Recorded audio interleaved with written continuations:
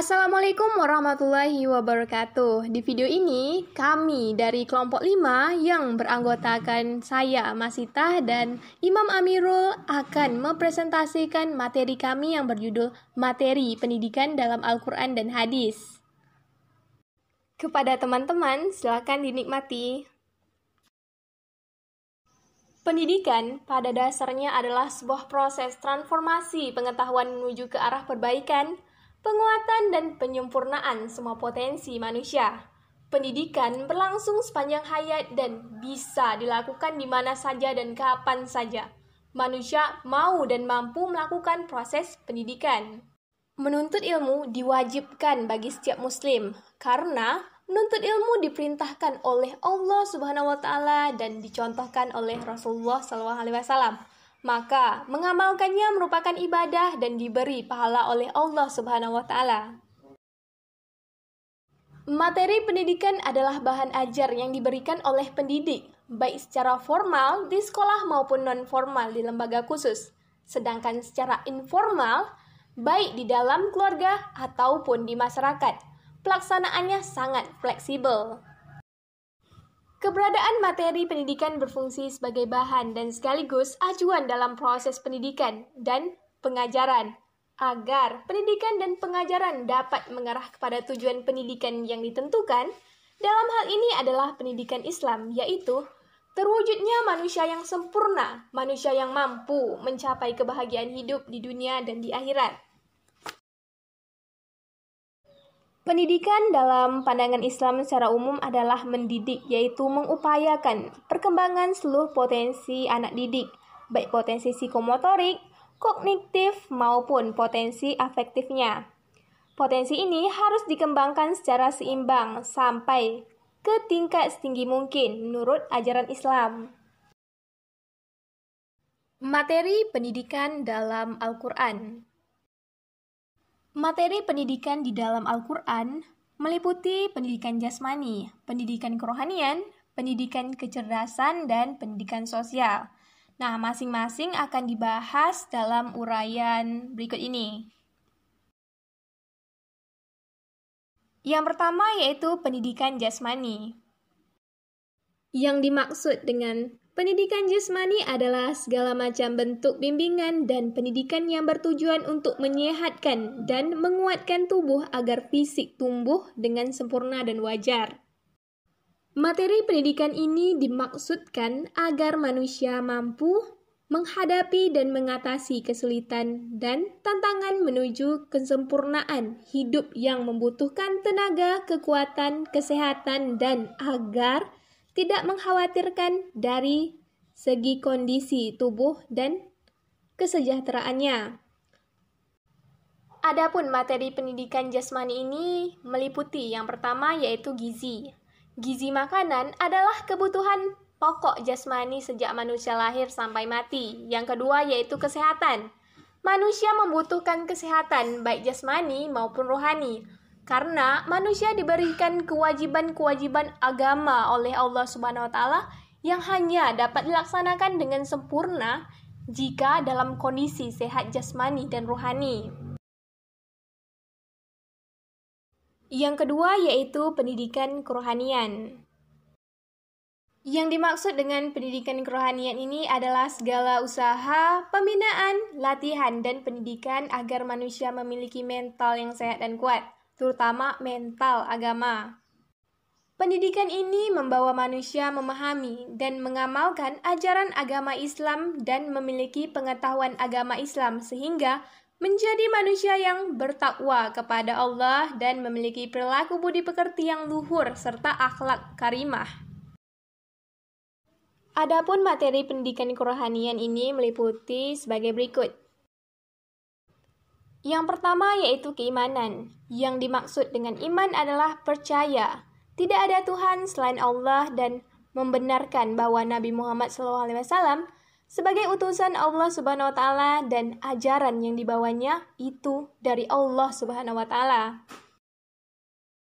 Yang kedua yaitu ibadah. Ibadah adalah penghambaan diri kepada Allah Subhanahu wa taala. Ibadah umum adalah semua perbuatan yang tidak dilarang oleh Allah Subhanahu wa taala dan dilakukan dengan tujuan untuk mendapatkan pahala dari Allah Subhanahu wa taala. Sedangkan macam-macam materi ibadah antara lain yaitu sholat, zakat, puasa, dan haji. Yang ketiga yaitu akhlak. Akhlak adalah perangai, budi pekerti yang mencangkup lahiriah dan batiniah, mencangkup hubungan dengan Allah dan hubungan dengan manusia. Yang keempat yaitu membaca Al-Quran. Al-Quran adalah wahyu Allah Subhanahu wa taala yang diturunkan kepada Nabi Muhammad SAW dengan perantara malaikat Jibril. Al-Quran juga merupakan sumber ajaran agama Islam yang pertama dan utama. Maka umat Islam wajib membacanya agar mengetahui, memahami, dan meresapi serta melaksanakan ajaran-ajaran agama Islam sebenar-benarnya.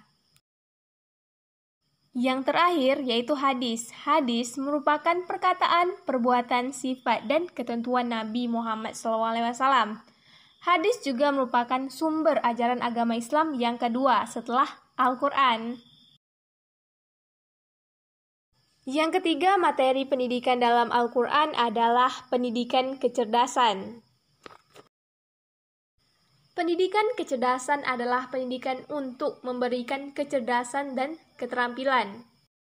Aspek intelektual adalah termasuk salah satu sisi kejiwaan manusia yang harus dipupuk, didorong dan dilatih, serta dikembangkan untuk mencapai kesejahteraan hidup manusia baik di dunia maupun di akhirat. Pendidikan kecerdasan diantaranya yaitu yang pertama yaitu membaca dan menulis. Wahyu pertama yang diturunkan Allah Subhanahu wa taala kepada Nabi Muhammad SAW adalah tentang membaca dan menulis. Yang kedua yaitu matematika. Yang ketiga, biologi. Biologi merupakan salah satu bidang ilmu pengetahuan yang mempelajari perkembangan dan pertumbuhan makhluk hidup. Yang keempat yaitu fisika. Yang kelima, kimia. Yang keenam yaitu astronomi. Selanjutnya yaitu ilmu falak. Ilmu falak adalah salah satu ilmu yang kegunaannya untuk mengetahui tanggal, jam, hari, bulan, tahun, waktu sholat, arah kiblat, dan lain-lain. Ilmu ini menjadi sangat penting ketika manusia berusaha untuk menentukan awal bulan Ramadan, Syawal, Zulhijjah, dan Muharram. Karena menyangkut penentuan peristiwa yang sangat penting di bulan itu yang disebut dengan hisab. Yang kedelapan yaitu ekonomi. Dan yang terakhir yaitu ilmu pengetahuan dan teknologi. Yang terakhir dalam materi pendidikan dalam Al-Quran yaitu pendidikan kemasyarakatan.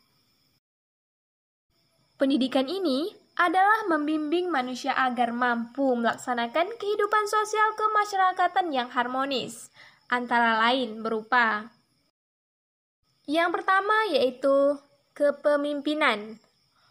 Allah mengajarkan kepada manusia supaya taat kepada pemimpin. Yang kedua yaitu munakahat atau pernikahan.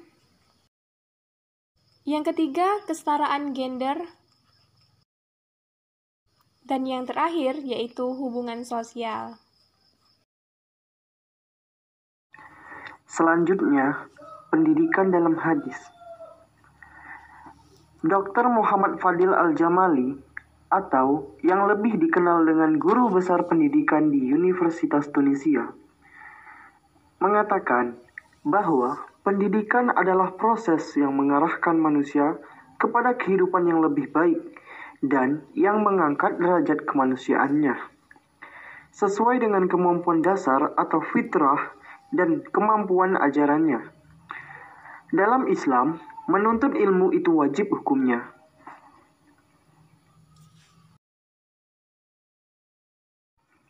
Selanjutnya, pendidikan dalam hadis. Yang pertama, hadis materi pendidikan akidah. Pendidikan akidah harus sudah ditanamkan kepada seseorang sejak ia kecil. Karena usia inilah yang paling tepat untuk menanamkan nilai. Bila nilai itu sudah tertanam, maka kehidupan setelah dewasa dan masa tua banyak dipengaruhi oleh masa muda itu. Sehingga, kalaupun seseorang hidup di lingkungan yang sangat jauh dari ajaran Islam, tetapi ideologinya tidak terpengaruh dan keyakinannya tidak akan mudah goyah. Adapun jika penanaman nilai itu terlambat, apalagi setelah kepalanya terisi oleh teori-teori dan doktrin di luar Islam, maka manusia seperti inilah susah untuk disadarkan dan dibimbing ke jalan Islam. Selanjutnya yang kedua yaitu hadis materi pendidikan Quran. Dalam mendidik anak, asupan pertama terbaik bagi mereka adalah memperdengarkan dan membacakan ayat suci Al-Quran. Usahakan mereka menghafal Quran sejak dini agar jiwa mereka tumbuh bersama kesucian Al-Quran. Sel-sel otak yang jumlahnya miliaran akan tumbuh membentuk gugusan sel yang tidak rapi saja, tetapi juga hidup dan bercahaya. Otak mereka menjadi cerdas secara intelektual dan spiritual. Selanjutnya yang ketiga yaitu hadis materi pendidikan ibadah.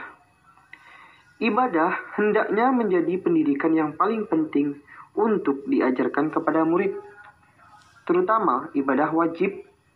Ibadah wajib diantaranya adalah sholat dan puasa Ramadan. Hendaknya ada penegasan yang maksimal dalam pendidikan ibadah wajib. Kaitannya dengan dunia pendidikan adalah proses penegasan dalam melatih ibadah dapat diartikan sebagai pengertian bahwa murid tidak boleh menyepelekan hal-hal yang wajib untuk dilakukan.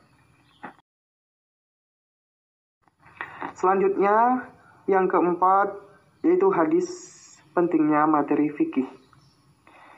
Fikih, pemahaman dalam masalah agama Islam, mencakup pemahaman tentang dasar-dasar keimanan, syariat dan hukum-hukum Islam dan hakikat ihsan. Yang terakhir, hadis pentingnya materi keterampilan. Memanah dan berkuda adalah kedua keterampilan yang dianjurkan Rasulullah kepada umatnya, karena syarat dalam berjihad di jalan Allah. Namun, dalam hal keterampilan ini, Rasulullah SAW lebih menekankan kepada umatnya agar lebih memilih untuk berlatih memanah daripada mengendari kuda. Atau, jika kita tarik pada zaman sekarang, maka latihan menembak juga termasuk keterampilan dalam melatih kefokusan.